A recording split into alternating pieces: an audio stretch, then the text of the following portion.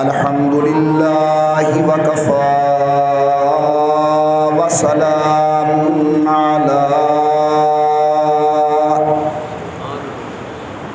سيد الرسل وخاتم الأنبياء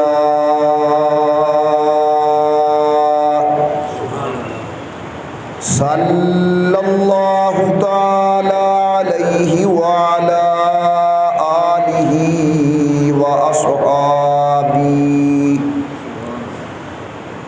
وأصحابه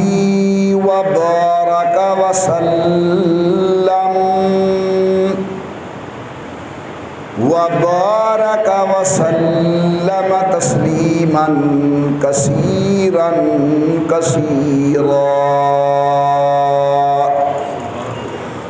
صلاة تكون للنجاة وسيلة ولعلو الدرجات كفيلا، صلاة تحل بها العقد وتفرج بها الكرب، صلاة تكون لك رضاء ولحقه أداء.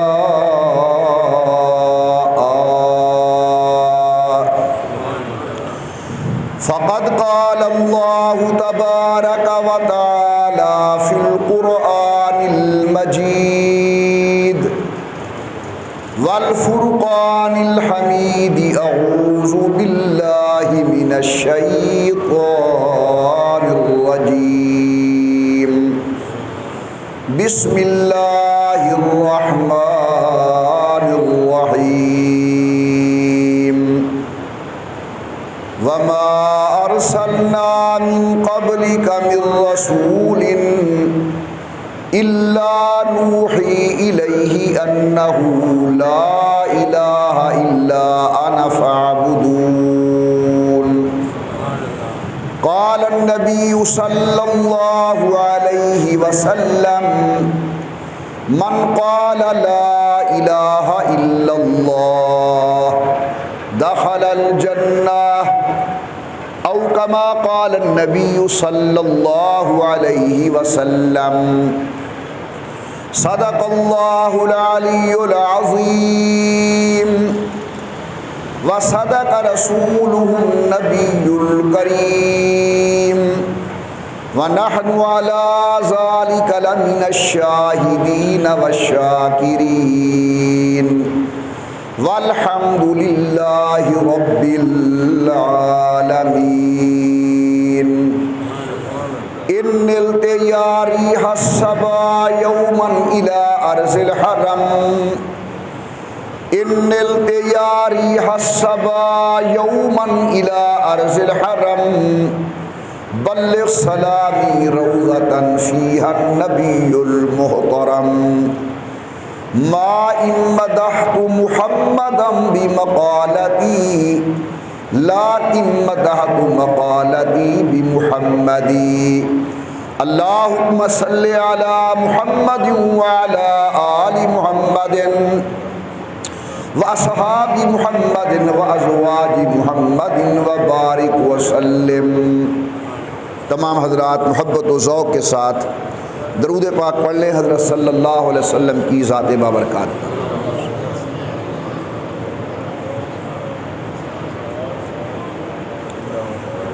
اللہ تبارک و تعالیٰ کی بے انتہا حمد و توصیف، سرور کائنات مفخر موجودات، رحمت للعالمین مراد للمشتاقین، امام الانبیاء والمرسلین، حبیب کبریا احمد مجتبیٰ حضرت محمد الرسول اللہ صلی اللہ تعالی علیہ وعلا آلہ وصحبہ وسلم کی ذات بابرکات پہ تحفہ درود و سلام پڑھ لیجئے تمام حضرات محبت و ذوق کے ساتھ بآواز بلند: اللہم صلی علی سیدنا و مولانا محمد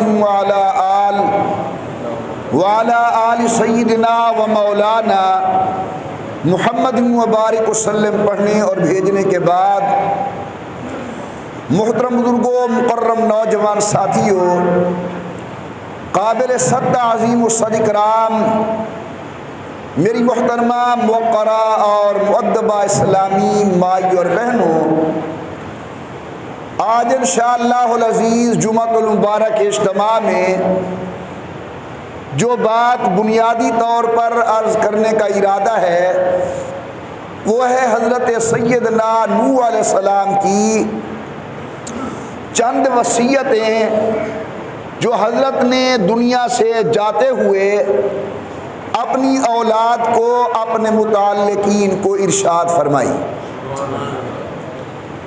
حضرت سیدنا نوح علیہ السلام ان انبیاء علیہم السلام کے اندر سر فہرست ہیں جنہیں اللہ تبارک و تعالی نے بہت لمبی عمر سے نوازا۔ حضرت نے 950 سال اللہ کے دین کی تبلیغ فرمائی۔ عموماً 40 سال کی عمر کے اندر نبی وقت اعلان نبوت فرماتا ہے، اگر وہ 40 سال ملا لیے جائیں تو حضرت نوح علیہ السلام کی عمر 990 سال بنتی ہے۔ بڑے جلیل القدر صحابی نبی، بڑے عظمت والے پیغمبر، بڑے شان والے نبی ہیں سیدنا نوح علیہ السلام۔ حضرت نے اللہ کے دین کی تبلیغ کی، ایک ایسی قوم سے واسطہ پڑا جس نے نعوذ باللہ پیغمبر وقت کی بڑے بھونڈے انداز کے اندر تکذیب کی، تو اللہ تبارک و تعالی نے حکم فرمایا میرے پیغمبر ایک کشتی تیار فرمائیں، اس میں جوڑا جوڑا ہر چیز کا بٹھا لیں، اور پھر آپ دیکھیں کہ اس قوم پر میرا قہر و عذاب آنے والا ہے۔ حضرت نوح علیہ السلام کشتی میں سوار ہوئے، قدرت خداوندی دیکھیں کہ بیٹا ایماندار نہ ہو سکا۔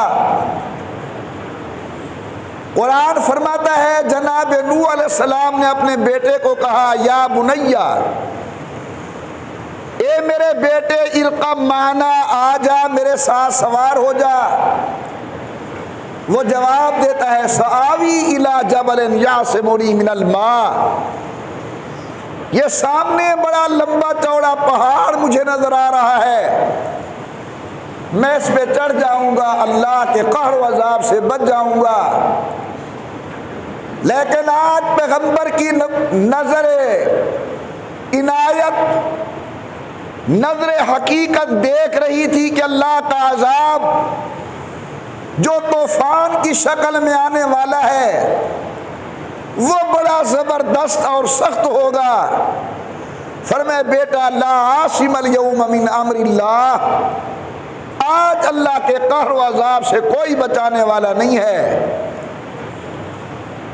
خلاصۃ الکلام، بیٹا غرق ہو گیا، اللہ کے نبی جناب سیدنا نوح علیہ السلام اور جو جناب نوح علیہ السلام کی کشتی میں آئے اللہ نے بچا دیا، نجات عطا فرمائی۔ حضرت نوح علیہ السلام کی بڑی لمبی عمر مبارک، جب حضرت اسرائیل علیہ السلام ان کی روح قبض کرنے کے لیے آئے، فرمایا اللہ کے پیغمبر بڑا عرصہ گزار کے جا رہے ہو، سناؤ یہ دنیا کی زندگی کیسے لگی؟ تو سنیے بڑی عجیب بات ہے۔ حضرت جناب نوح علیہ السلام نے فرمایا اسرائیل علیہ السلام یہ مجھے ایسے لگی جس طرح ایک کمرے کے 2 دروازے ہوں، میں ایک دروازے سے داخل ہوا اور دوسرے دروازے سے نکل کر جا رہا ہوں، یہ 950 سال یا 1000 سال کے لگ بھگ عمر مجھے اس طرح لگی۔ ہم نے چونکہ دنیا دیکھی ہے، دنیا کا حلو، دنیا کی شادابی، دنیا کی سرسبزی یہ ہمارے سامنے ہے، ہمارا دل اس کے اندر لگا ہوا ہے، اور اللہ والوں کی نظر آخرت پر ہوتی ہے، ان کی نظر کے سامنے انوارات و تجلیات ہوتے ہیں، ان کی نظر ان پر ہوتی ہے۔ یہ تو نبی وقت ہیں، صرف اسرائیل علیہ السلام کو دنیا کی حالت بتانے کے لیے یہ ارشاد فرمایا کہ یوں لگا جس طرح ایک دروازے سے میں داخل ہوا اور دوسرے سے نکل رہا ہوں۔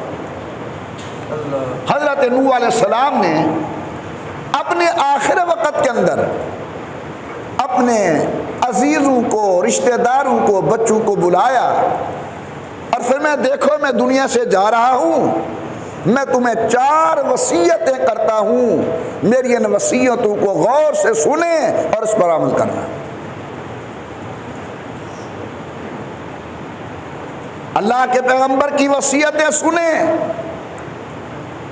آپ نے فرمایا میرے بیٹے، میں نے اللہ کو بڑے قریب سے دیکھا ہے، خدا کے جلال کو دیکھا، اللہ کے جمال کو دیکھا، اللہ کے رحم کو دیکھا، اللہ کے غضب کو دیکھا۔ آج میں دنیا سے جانے والا ہوں، میرا پہلا سبق اور وصیت یاد رکھنا کہ اللہ کے ساتھ کسی کو شریک نہ کرنا۔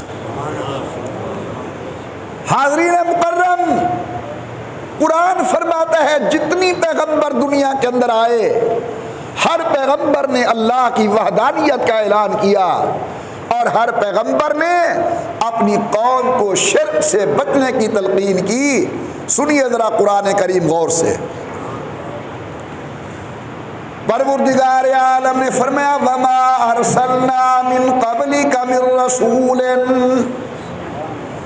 إِلَّا نُوحِي إِلَيْهِ أَنَّهُ لَا إِلَٰهَ إِلَّا أَنَا فَاعْبُدُونِ۔ اے میرے عظمت والے پیغمبر، سید الکونین، امام الانبیاء، مدنی کریم صلی اللہ علیہ وسلم، ہم نے جناب اور جناب سے قبل جتنی پیغمبر دنیا کے اندر بھیجے، مبعوث فرمائے، ہر نبی کی پہلی دعوت و تلقین فرمایا انہو لا الہ الا انا، اللہ کے سوا کوئی عبادت کے لائق نہیں۔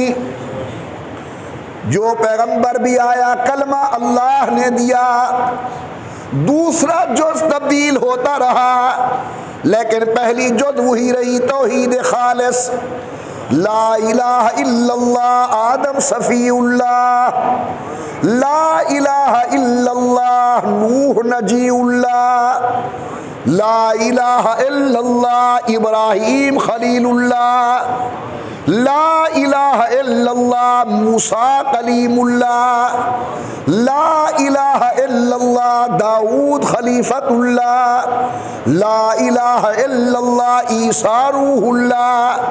آئے سید الکونین امام الانبیاء سرکار دو عالم صلی اللہ علیہ وسلم، اللہ نے آمنہ کے لال کو بھی کلمہ عطا فرمایا، فرمایا لا الہ الا اللہ محمد الرسول اللہ۔ ہر پیغمبر کی پہلی دعوت کہ اللہ ذات و صفات کے اندر اکیلے، نہ اللہ کی ذات کے اندر کوئی شریک، نہ اللہ کے صفتوں کے اندر کوئی شریک۔ حضرت نوح علیہ السلام فرماتے ہیں بیٹے، شرک سے بچنا، اللہ کے ساتھ کسی کو شریک نہ کرنا۔ قرآن کریم اعلان فرماتا ہے انما المشرکون نجس، اللہ فرماتے ہیں مشرک پلید ہیں، اور اللہ کی جنت پاک ہے، پاک جنت کے اندر پلید مشرک نہیں جا سکتا۔ امام الانبیاء سرکار دو عالم نے جناب سیدنا ابو بکر صدیق کی معرفت، حجۃ الوداع سے قبل اعلان کروایا، جاؤ مکہ مکرمہ کے اندر اعلان کرو آج کے بعد مسجد حرام کے اندر مشرک کو آنے کی اجازت نہیں ہے۔ حاضرین مکرم، ایک آدمی حضور کی خدمت میں آیا، آ کر حضرت سے تلقین چاہی۔ میرے آقا نے تلقین فرمائی، نماز، روزہ، حج، زکات، توحید، رسالت، قیامت، جانے لگا۔ حضرت پاک نے اسے بلایا، آ گیا حضور کی خدمت کے اندر۔ فرمایا بیٹا ہو سکتا ہے کل تو آئے ملاقات نہ ہو سکے، مطلب یہ تھا میرا انتقال ہو جائے تو میرے چہرے انور کی زیارت نہ کر سکے۔ ایک بات سن لے، تختہ دار پہ لٹکنا پڑے لٹک جانا، اپنے جسم کو انگاروں پر جلانا پڑے جلا دینا، لیکن لا تشرک باللہ، اللہ کے ساتھ کسی کو شریک نہ کرنا۔ میں بھی آپ تمام احباب کی خدمت کے اندر بڑے ادب سے گزارش کرتا ہوں، خیال کرنا اللہ ذات و صفات کے اندر اکیلے ہیں، نہ اللہ کی ذات کے اندر کسی کو شریک کرنا، نہ اللہ کے صفتوں کے اندر کسی کو شریک کرنا۔ فرمایا یا ایھا الناس اعبدوا ربکم الذی خلقکم والذین من قبلکم لعلکم تتقون۔ سنیے ذرا قرآن کریم کو، اللہ فرماتے اولاد آدم پوجا کرو اپنے رب کی۔ اللہ ہمارا رب کون ہے؟ فرمایا الذی خلقکم، جس نے تمہیں پیدا کیا، تمہارے آباء و اجداد کو پیدا کیا، پھر زمین کو اللہ نے فرش بنایا، آسمان کو اللہ نے چھت بنایا، انزل من السماء ماء، رحمت والی بارش نازل فرمائی، آپ نے ایک دانہ گندم کا زمین کے اندر ڈالا، اللہ نے 100 تمہیں واپس کر دیا۔ اب ساری سورت بقرہ کا دعویٰ اور خلاصہ، اللہ فرماتے ہیں سب کچھ تیرا، بس میرا ایک ہی مطالبہ ہے، فلا تجعلوا للہ اندادا، اللہ کے ساتھ کسی کو بھائیوال اور شریک نہ بنانا۔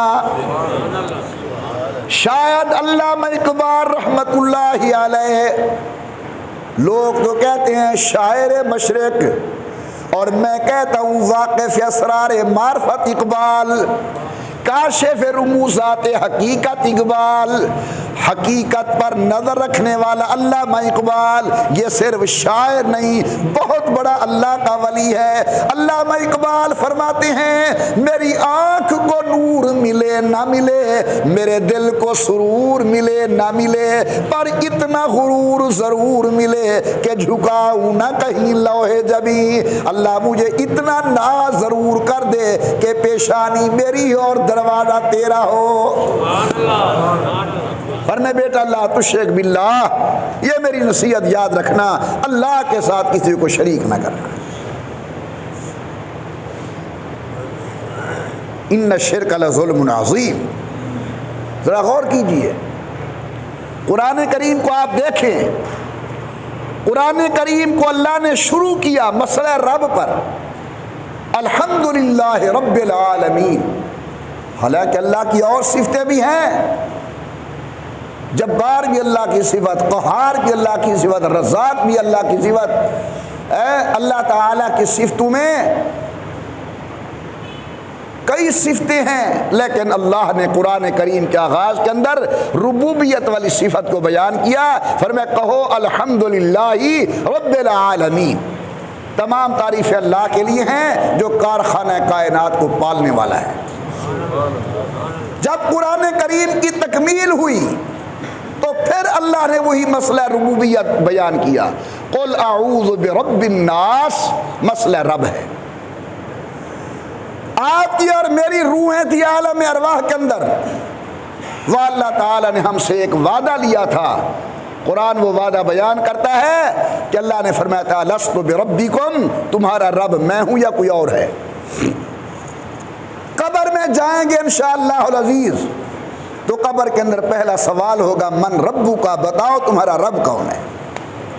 بات سمجھ آ رہی ہے؟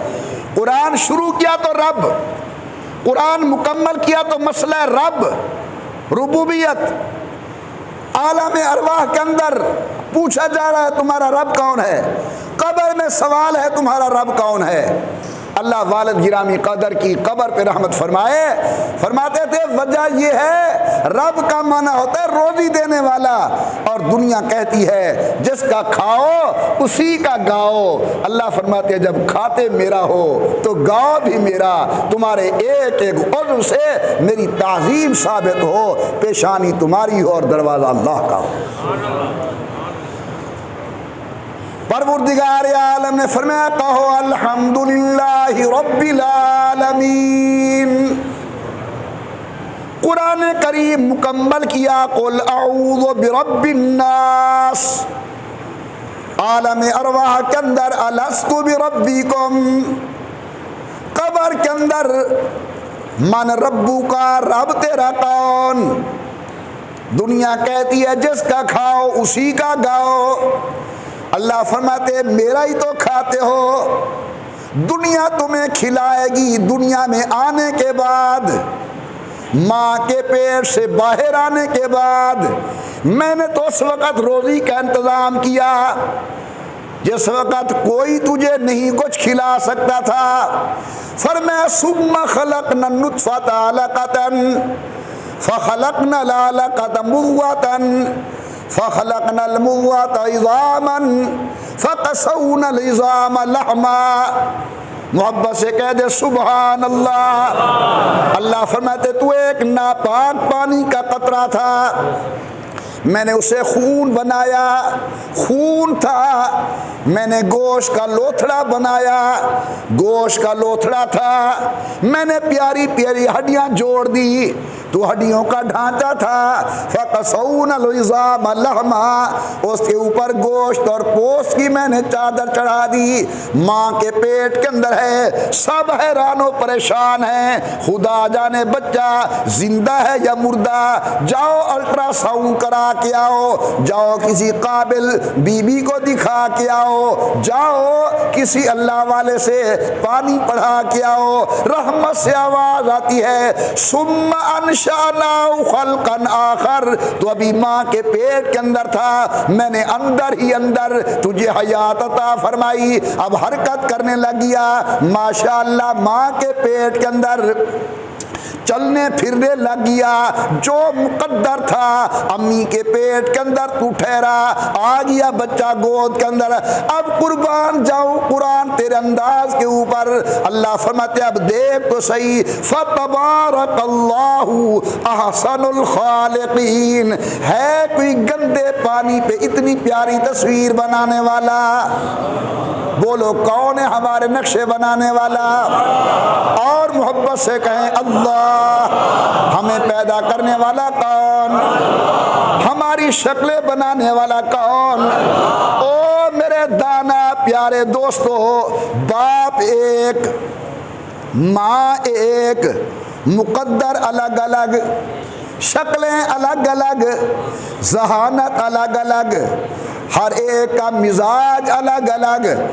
اب ہم ہیں ماں کے پیٹ کے اندر، دیکھیے یہاں کوئی ہمیں غذا نہیں کھلا سکتا، لیکن اللہ نے ناف کے ذریعے مہینے والی تاریخ کا خون صاف کر کے ہمیں بطور غذا عطا فرمایا۔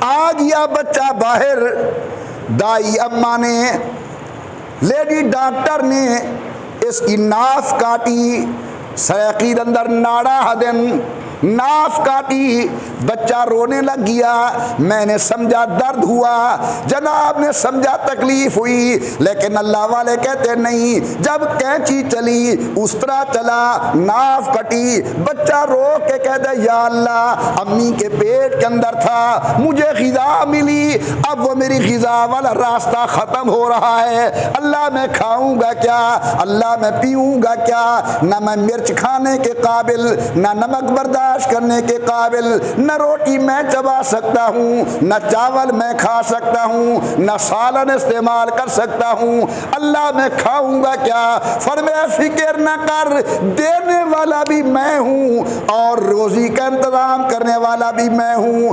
ایک راستہ بند ہوا، اماں کے سینے کے اندر میں نے 2 چشمے دودھ کے جاری فرما دیے۔ ضرورت کے مطابق میٹھا، اللہ اکبر، ضرورت کے مطابق گرم، ضرورت کے مطابق ٹھنڈا۔ او لوگوں ذرا غور تو کرو، یہ وہی بچی ہے جب تک شادی نہیں ہوئی اس کے بچے نے کہے کہ منہ یہ خراب کر رہی ہے، اس کے بچے نے پیشاب کیا، ناک یہ چڑھا رہی ہے، اور جب اپنا بیٹا آ گیا جھولی کے اندر، غلاظت کے اندر لتھڑا ہوا، پیشاب کے اندر بھرا ہوا، اللہ تعالی نے ایسی محبت پیدا کر دی، بسم اللہ پڑھ کے صاف بھی کر رہی ہے اور بچے کو چوم بھی رہی ہے۔ اتنی محبت اللہ پیدا کرنے دے۔ جن کے ہاں بچے ہیں، بچوں والے ہیں، ان سے پوچھو، ماں صحن کے اندر جھاڑو دے رہی ہے، بچہ کمرے کے اندر پنگھوڑے میں پڑا ہے، اسے وہاں بھوک لگی، تو اللہ نے ایسا کنیکشن جوڑ دیا، یہاں باہر جھاڑو دینے والی ماں کے سینے سے دودھ جاری ہونا شروع ہو گیا، کہتے ہو میرے بیٹے کو بھوک لگی۔ اب یہ بیٹا جی جب بڑے ہوئے، اللہ تعالیٰ اس کو ہدایت دے، دنیا کا جو غلیظ جملہ زبان پہ آیا وہ ماں کو بکا، جو گندا جملہ فحش آیا زبان پر وہ باپ کے ساتھ بکواس کی۔ مولوی صاحبان، رات کو جاگنے والے حضرات، تسبیحات پڑھنے والے دوستوں، مراقبہ و مجاہدہ کرنے والے احباب، یاد رکھیں اگر امی ناراض ہے یا ابو ناراض ہے یہی باتیں بیکار جائیں گی۔ میرے آقا فرماتے ہیں اگر عرش پہ اللہ کو راضی کرنا ہے تو فرش پر بوڑھے ماں باپ کو راضی کرو۔ لوگ پیروں کے ہاتھ چومتے ہیں، تعظیماً چومو، کوئی حرج نہیں، لیکن شرط یہ ہے سجدے کی کیفیت نہ بنے۔ چوم سکتے ہو، پیر صاحب کی خدمت کرو، میں نہیں روکتا، ان کی تعظیم کرو، حق ہے ان کا، لیکن یاد رکھنا پیر صاحب کے پاؤں کے نیچے جنت کملی والے نے نہیں بتائی، یہ جو بڑا پیر امی کی شکل کے اندر گھر بیٹھا ہے اور بابا کی شکل کے اندر گھر بیٹھا ہے، اس پیر کے قدموں کے نیچے جنت سید الکونین نے ارشاد فرمایا۔ یہ زیادتی نہیں کہ کوٹدو میں بیٹھے ہوئے پیر کی تو عزت، اور گھر میں بیٹھے ہوئے بڑے پیر جس کے پاؤں کے نیچے مصطفیٰ جنت بتائیں اس کی توہین نہیں۔ اللہ تبارک و تعالیٰ آپ کو اور اس گناہگار کو والدین کی عزت کرنے کی توفیق عطا فرمائے، ان کے احترام کرنے کی توفیق عطا فرمائے۔ خوش قسمت ہیں وہ لوگ جن کے ماں باپ زندہ ہیں۔ سب کو دعا کا کہنا پڑتا ہے، ایک ماں اور باپ کا دروازہ رحمت والا ایسا ہے، ان کو کہو تو بھی دعا شروع ہے، نہ کہو تو بھی دعائیں شروع ہے۔ اللہ تعالیٰ جن کے والدین فوت ہو چکے قبروں کو جنت کا باغ بنائے، جو زندہ ہیں اللہ انہیں صحت و عافیت والی زندگی عطا فرمائیں، بولو آمین۔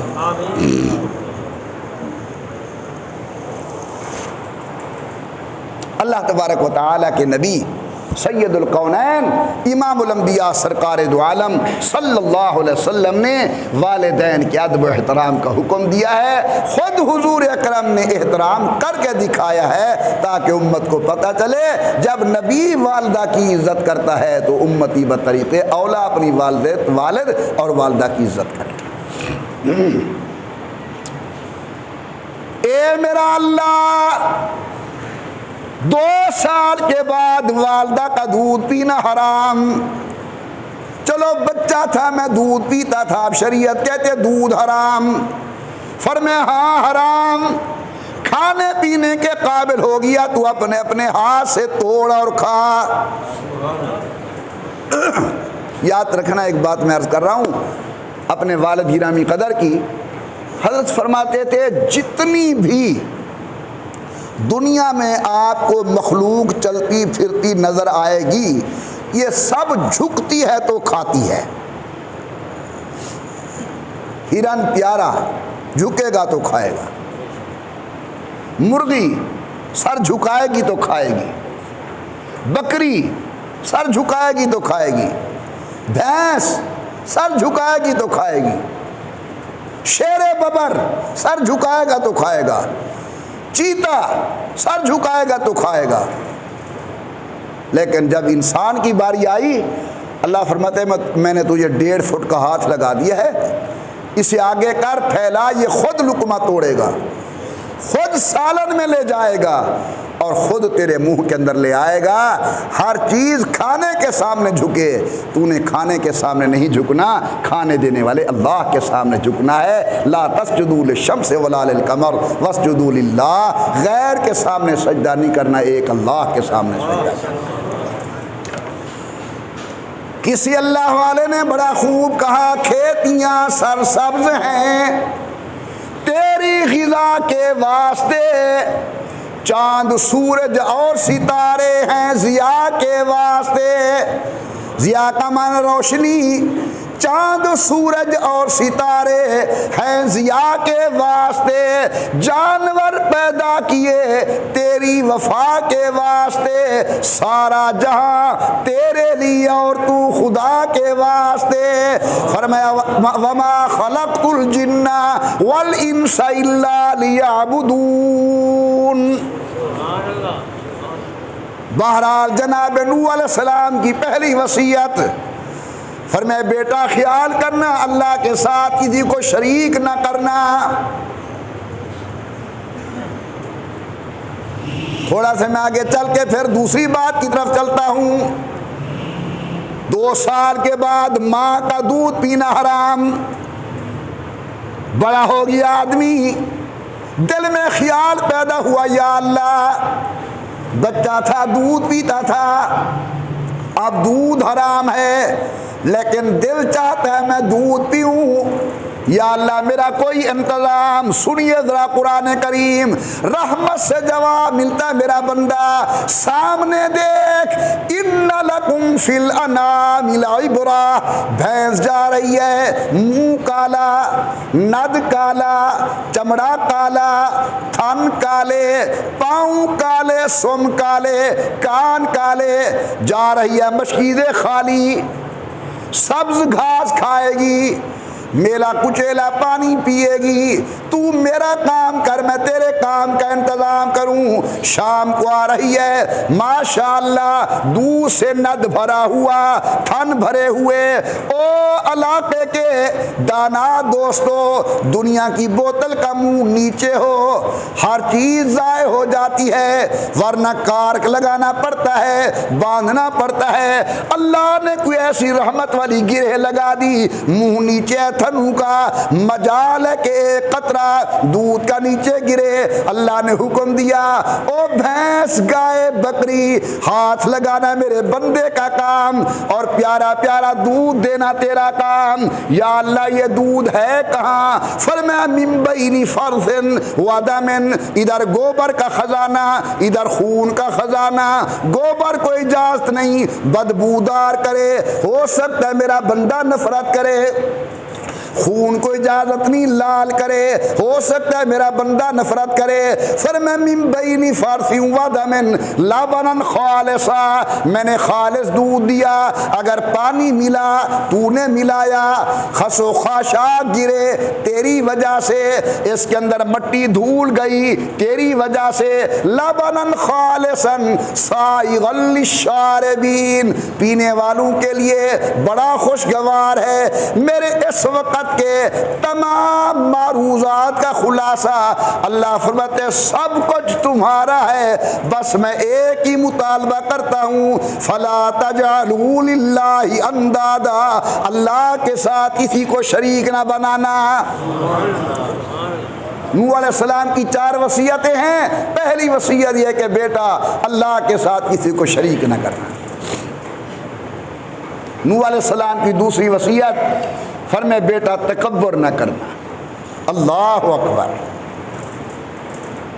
ذرا غور کریں نبی کتنا دانا اور سیاںا ہوتا ہے، کن کن چیزوں کی آخری وقت کے اندر وصیتیں فرما رہے ہیں، شرک نہ کرنا، تکبر نہ کرنا۔ میں نے پڑھا ہے کتابوں کے اندر، جب کوئی آدمی تکبر کر کے چلتا ہے تو اللہ اتنے ناراض ہوتے ہیں کہ ان کے غصے کی وجہ سے کرسی مبارک اللہ کی ہلنے لگ جاتی ہے۔ مالا اعلیٰ کے فرشتے، عرش کو اٹھانے والے فرشتے حاملۃ العرش ڈر جاتے ہیں اور کہتے ہیں یا اللہ خیر، کیوں آپ اتنے ناراض ہو گئے ہیں؟ رحمت سے جواب آتا ہے دیکھتے نہیں ہو گندے قطرے سے پیدا ہونے والا انسان میری زمین پر چل کے میرے سامنے اکڑ رہا ہے۔ واجب الاحترام بزرگوں، تکبر تو وہ کرے جس کی کوئی چیز اپنی ہو۔ ہم تو اپنے وجود میں بھی ماں باپ کے محتاج ہیں، اپنی حیات میں اللہ کے محتاج ہیں، اپنی خوراک میں اللہ کے محتاج ہیں۔ تو جو محتاج ہو اس کو کیا حق ہے کہ وہ تکبر کرے، فخر کرے؟ اس کو تو عجز و نیاز اچھا لگتا ہے کہ اس کے ہاتھ ہر وقت خالق کی دربار کے اندر اٹھے ہوئے ہوں، اللہ مہربانی فرما، میری یہ حاجت پوری فرما، اللہ کرم نوازی کر، میرا یہ کام فرما دے، اللہ فضل فرما، میری یہ بگڑی بنا دے۔ انسان تو مانگتے ہوئے اچھا لگتا ہے اور ایک خالق ہے جو دیتے ہوئے اچھا لگتا ہے۔ دوسری نصیحت کیا فرمائی کہ بیٹا تکبر نہ کر۔ ایک بہت بڑے بزرگ گزرے ہیں احمد رفاعی رحمۃ اللہ علیہ، ان کا ایک خواب بزرگوں نے نقل کیا ہے، فرماتے میں نے خواب دیکھا اللہ کی جنت کو کی زیارت کی خواب میں، اور میں نے دیکھا کہ جنت کے ہر دروازے پر رش ہے۔ غور فرمانا، باب الصلاۃ نماز والا دروازہ رش ہے نمازیوں کا، روزے والا دروازہ رش ہے نماز جانے والے روزے داروں کا، باب الصدقات رش ہے صدقہ کرنے والوں کا، ہر دروازے پر اتنی بھیڑ کہ اللمان والحفیظ اندر جانے کی کوئی صورت نہیں نظر تھی۔ احمد کبیر کہتے ہیں کہ خواب کے اندر ہی میں نے ذرا جنت کے ارد گرد کا چکر لگایا تو میں نے دیکھا ایک دروازہ ہے بالکل خالی پڑا ہے، چند آدمی ہیں اندر جانے والے، کوئی رش نہیں، کوئی بھیڑ نہیں، خالی پڑا ہے دروازہ۔ کہتے خواب ہی خواب کے اندر میں نے دل میں سوچا یہ کون سا دروازہ ہوگا؟ جنت کے ہر دروازے پر رش ہے، یہ کون سا دروازہ ہے؟ فرماتے میں نے اوپر دیکھا تو لکھا ہوا تھا باب التواضع، یہ عاجزی انکساری کرنے والوں کا دروازہ ہے۔ پھر میں سمجھا اچھا نمازی دنیا میں بہت ملیں گے، روزے دار بہت ملیں گے، خیرات کرنے والے بہت ملیں گے، لیکن میں مٹانے والے بہت کم ملیں گے۔ باب التواضع کے اوپر چند آدمی تھے جو جنت میں داخل ہونے والے تھے۔ دعا فرمائیں اللہ مجھے بھی تکبر سے بچائے، اللہ آپ کو بھی تکبر سے بچائے، اللہ تعالی ہم سب کو اس موذی مرض سے محفوظ فرمائے۔ آپ یہ سن کر حیران ہوں گے، کئی دفعہ میں عرض کر چکا ہوں کہ اللہ کی زمین پر اللہ کی مخلوق میں سے سب سے پہلے تکبر ابلیس نے کیا تھا، شیطان نے۔ پروردگار عالم نے فرمایا اسجدوا لآدم، میرے آدم کے سامنے جھک جاؤ۔ ملائکۃ اللہ جھک گئے۔ قرآن کہتا ہے ابلیس ایک طرف ہو گیا، ابا انکار کیا۔ قرآن انکار کرنے کی وجہ کیا؟ فرمایا واستکبر، سجدہ نہ کرنے کی وجہ تکبر تھی کہ یا اللہ تو نے مجھے آگ سے پیدا کیا، یہ مٹی سے پیدا ہوا ہے، میری شان زیادہ، میرا مقام زیادہ۔ تو میرے محترم دوستو، اللہ تعالیٰ تکبر کرنے والے کو کبھی پسند نہیں فرماتے۔ حضرت نوح علیہ السلام کی دوسری وصیت فرمایا بیٹا خیال کرنا تکبر نہ کرنا۔ حضرت تھانوی رحمۃ اللہ لکھتے ہیں تکبر کرنے والے کی مثال ایسے ہے جس طرح کوئی آدمی بہت اونچے پہاڑ پر کھڑا ہو۔ تکبر کرنے والے کی مثال ایسے ہے جیسے کوئی آدمی بہت اونچے پہاڑ پہ کھڑا ہو۔ جب وہ نیچے دیکھتا ہے تو اس کو ساری دنیا چھوٹی نظرتی ہے، اور جب یہ سب اس کو دیکھتے ہیں تو سب کو وہ چھوٹا نظرتا ہے۔ متکبر کی نگاہ کے اندر لوگ حقیر ہوتے ہیں، اور اللہ کے بندوں کی نگاہ کے اندر وہ خود حقیر ہوتا ہے۔ ہمارے پیروں میں سے بڑے پیر گزرے ہیں، حضرت خواجہ سراج الدین صاحب رحمۃ اللہ علیہ، موسیٰ شریف والے۔ ان کے حالات طیبات میں لکھا ہے کہ وہ کبھی اپنے آپ کے متعلق میں کا جملہ استعمال نہیں فرماتے تھے۔ آنا آنا آنا، میں حضرت اپنے متعلق میں کا جملہ نہیں استعمال فرماتے تھے۔ یہ عاجز، گنہگار، فقیر، بندہ، یہ جملے۔ پھر ذہن میں نہ آئے تو ابھی عرض کر دوں، حضرت تھانوی رحمۃ اللہ علیہ فرماتے ہیں اپنے آپ کو فقیر لکھنے کا نام تواضع نہیں۔ تکبر کی ضد تواضع ہے نا، عاجزی انکساری۔ حضرت تھانوی فرماتے ہیں اپنے آپ کو فقیر لکھنے کا نام تواضع نہیں، اپنے آپ کو فقیر سمجھنے کا نام تواضع ہے۔ لکھ دیا میں نے فقیر محمد عمر، فقیر عبد الرحمن، لیکن دل میں دیکھو میں اتنا بڑا پیر ہو کر اپنے آپ کو فقیر لکھ رہا ہوں، یہ تو الٹا مصیبت ہے میرے لیے۔ تو حضرت کا جملہ سونے کے پانی سے لکھنے کے قابل ہے کہ اپنے آپ کو فقیر کہنے کا نام تواضع نہیں، اپنے آپ کو فقیر سمجھنے کا نام تواضع ہے۔ اور یہ ملتا ہے اللہ والوں کی صحبت کے اندر۔ اللہ والے یہی ہمارا علاج کرتے ہیں کہ میں مر جائے۔ حضرت سید سلیمان ندوی رحمۃ اللہ علیہ علماء میں نازنین مولوی شمار کیے جاتے تھے۔ جی آتے نا فلانا کھری کو مٹی نہیں لگانے دا، یہ تصور کیے جاتے تھے۔ لیکن جب آئے نا تھانہ بھون حضرت تھانوی کی خدمت کے اندر اور اللہ والے نے مجائی کی، تو جو اپنے پاؤں پر مٹی نہیں لگنے دیتا تھا اس کا پھر حال یہ ہے کہ نمازی نماز پڑھتے تھے اور حضرت سید سلیمان ندوی ان کے جوتے سیدھا کیا کرتے۔ شاید خواجہ غلام فرید صاحب رحمۃ اللہ علیہ نے اسی کو اپنے کلام میں ارشاد فرمایا ہے کہ بن مرشد کامل دے کہ ماریا چور اندر دا، نہیں سمجھ جائے، بن مرشد کامل دے کہ ماریا چور اندر دا۔ جرا اندر دا چور ہے نا، نفس اندر ہے تکبر، یہ بغیر اللہ والے کی صحبت کے، صالحین کے تعلق کے، مرشد کامل کی نگاہ کے یہ رام نہیں ہو سکتا۔ یہ تب رام ہوگا جب اللہ والے کے جوتے سیدھے کیے جائیں۔ کیا عرض کر رہا تھا؟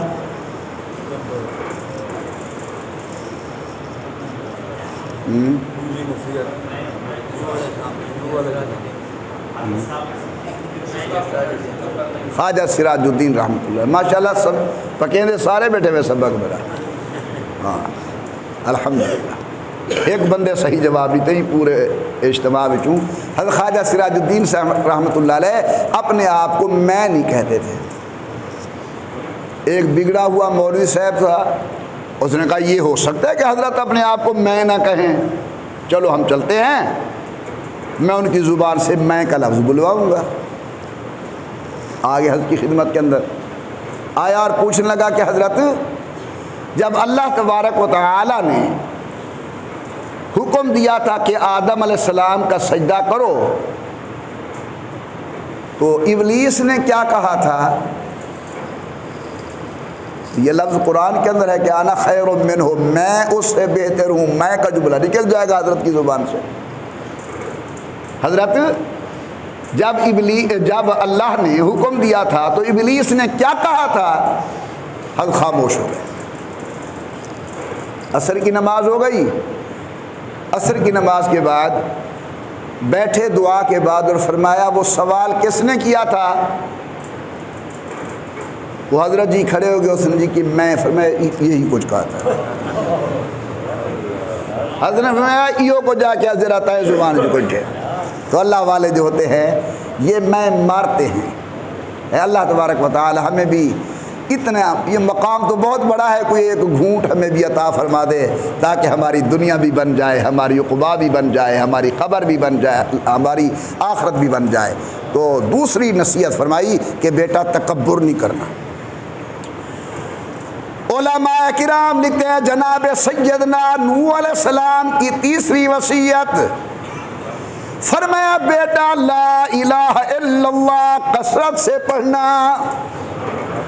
آپ بھی کہہ دیں لا الہ الا اللہ، لا الہ الا اللہ، لا الہ الا اللہ۔ لیکن جب یہ جملہ ہماری زبان پر ہو، اس کا ترجمہ ہمارے ذہن اور دل کے اندر ہو، وہ ترجمہ کیا سلطان العارفین حضرت سلطان باہو رحمت اللہ علیہ نے کلمہ شریف کا معنی کیا۔ فرماتے ہیں یقین دانم درین عالم کہ لا معبود الا ہو ولا موجود فی الکونین ولا مسجود الا ہو۔ حضرت یہ تو فارسی ہے، میں سرائیکی علاقے کا آدمی، کوٹدو کے رہنے والا، پتہ نہیں جناب نے کیا ارشاد فرمایا۔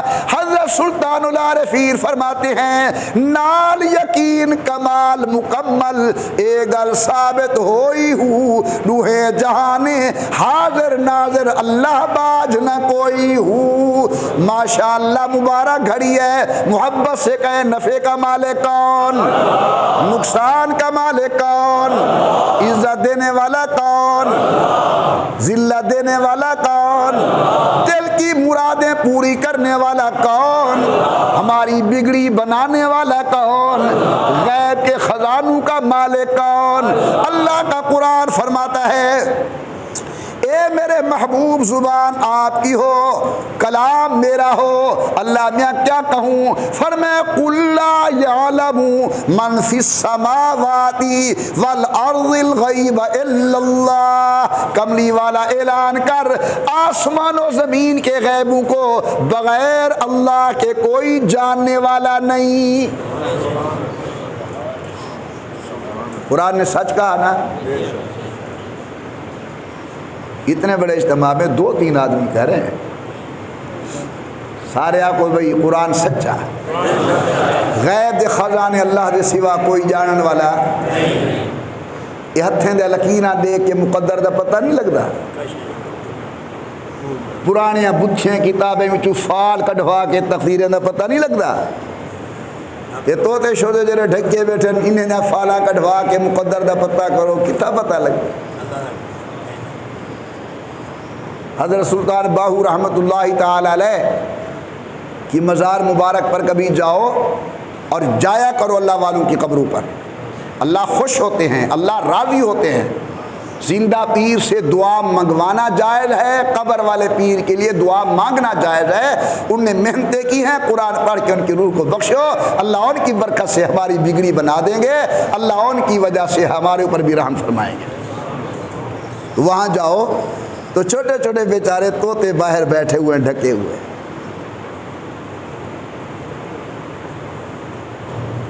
10 روپے 15 روپے 20 روپے دو تو وہ طوطا جاتا ہے، کوئی نہ کوئی گتا لے کر آتا ہے اور اس کے اوپر مقدر لکھا ہوا ہوتا ہے۔ اور میں تو کو پوچھتا یہ جڑا طوطا ہے یہ کھلی فضا میں رہن والا، درختیں دے پھل کھاون والا تے وہاں دی سیڑ دا تازہ پانی پیون والا، یہ شدہ آپ جو ڈھکیا بیٹھے جو ای کو پتہ لگتا ہو گیا تو ڈھکی جا ذرا خود ڈھکیا بیٹھے، معلوم ای کو پتہ نہیں لگتا، ہر شدہ پتہ کہ کو ہے اللہ، دل دے راز کون جان دے۔ اون پرانی گال ہے، میرا ایک سنگتی میں کو سنوا بے پیا اکرے سے میں گیا حضرت صاحب دی مزار مبارک تے تساں جو آکھے گی یہ کرو۔ حضرت سلطان بہاؤدین زکریا ملتانی رحمت اللہ علیہ، ویسے نسبہ نے سارے ڈاڈا لگ دن، انہیں دی مزار تے میں جو گیا بارو بیڑن تو تے میں کہ چلو شغل تو دیکھوں، میں ایک بندے کو آئے توتے آلے کوں یار میں کوں فال کٹ دے تے کٹ کوئی ٹکامی دے چنگی، وہاں کہ عام فال تا 20 روپے دی نکل دیئے تے چنگی 50 روپے دی نکل سے، وہاں کہ وہ 50 گھن تے فال ایک ٹیک کو گئے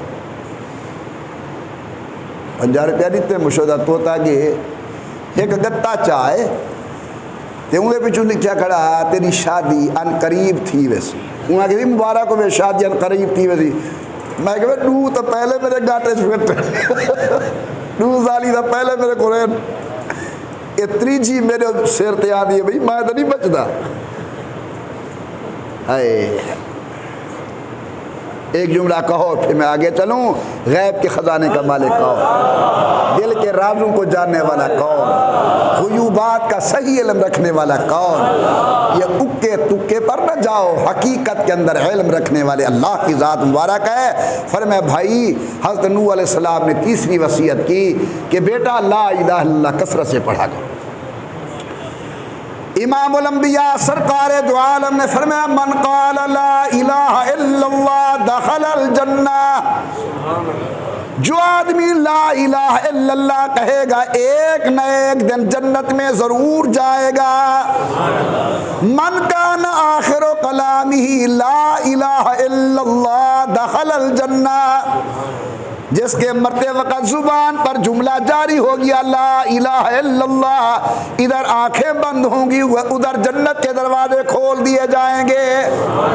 حضرت نوح علیہ السلام کی چوتھی نصیحت فرمائے بیٹا سبحان اللہ و بحمدہ سبحان اللہ العظیم کثرت کے ساتھ پڑھا کرو. آپ بھی پڑھے محبت سے سبحان اللہ و بحمدہ سبحان اللہ العظیم سبحان اللہ و بحمدہ سبحان اللہ العظیم. اللہ تعالیٰ کو اپنی تعریف کے اندر سب سے زیادہ دو جملے پیارے ہیں، ایک الحمدللہ دوسرا سبحان اللہ. نماز شروع کی اللہ اکبر سبحانک اللہم و بحمدک، قرآن شروع کیا الحمدللہ رب العالمین. تو میں نے آپ کے سامنے آج کے بیان کے اندر چار چیزیں بیان کی کہ نوح علیہ السلام دنیا سے جا رہے ہیں، اپنی اولاد کو وصیت کرتے ہیں بیٹے میں نے اللہ کو بڑے قریب سے دیکھا، جلال دیکھا، جمال دیکھا، رحم دیکھا، غضب دیکھا. چار چیزوں کا خیال کرنا. پہلی چیز اللہ کے ساتھ کسی کو شریک نہ کرنا، دوسری چیز تکبر نہ کرنا، تیسری چیز لا الہ الا اللہ کثرت سے پڑھنا، اور چوتھی چیز سبحان اللہ و بحمدہ سبحان اللہ العظیم کثرت سے پڑھنا. اللہ تعالیٰ آپ کو اور اس گناہگار کو ان پر عمل کرنے کی توفیق عطا فرمائے. دعائے خیر. الحمدللہ رب العالمین والصلاة والسلام علی سید الانبیاء والمرسلین وعلی آلہ وصحابہ اجمعین. ربنا آتنا فی الدنیا حسنہ وفی الآخرۃ حسنۃ وقنا عذاب النار. اللہ پہلے گناہ معاف فرما، آئندہ نیکی کرنے کی توفیق عطا فرما. اللہ عالم اسلام کی حفاظت فرما. یا اللہ حرمین شریفین کی حفاظت فرما. قبولیت والی حاضری نصیب فرما. وطن عزیز پاکستان کی حفاظت فرما. اللہ ہمارے ملک کو داخلی خارجی فتنوں سے بچا. وطن کو امن سلامتی استحکام نصیب فرما. یا اللہ مساجد و مدارس خانقاہوں کی حفاظت فرما. سکول کالج یونیورسٹیوں کی حفاظت فرما. وطن میں رہنے والے ایک ایک انسان کی حفاظت فرما. جو مسلمان فوت ہو گئے قبروں کو جنت کا باغ بنا. جو بیمار ہیں شفا نصیب فرما. جو تنگ دست ہیں فراخ دست بنا. جن کے ہاں اولاد نہیں نیک صالح اولاد نصیب فرما. اولاد ہے والدین کا فرما بردار بنا. جن کی ہاں جوان بیٹیاں ہیں نیک رشتے نصیب فرما. جن کے رشتے ہو چکے ہیں اپنے گھروں کے اندر آباد فرما. یا اللہ ہمیں ہر ذلت قلت سے محفوظ فرما. اللہم انا نسألک العفو والعافیۃ والمعافاۃ الدائمہ فی الدین والدنیا والآخرہ. آمین برحمتک یا ارحم الراحمین. جن احباب نے سنتیں پڑھی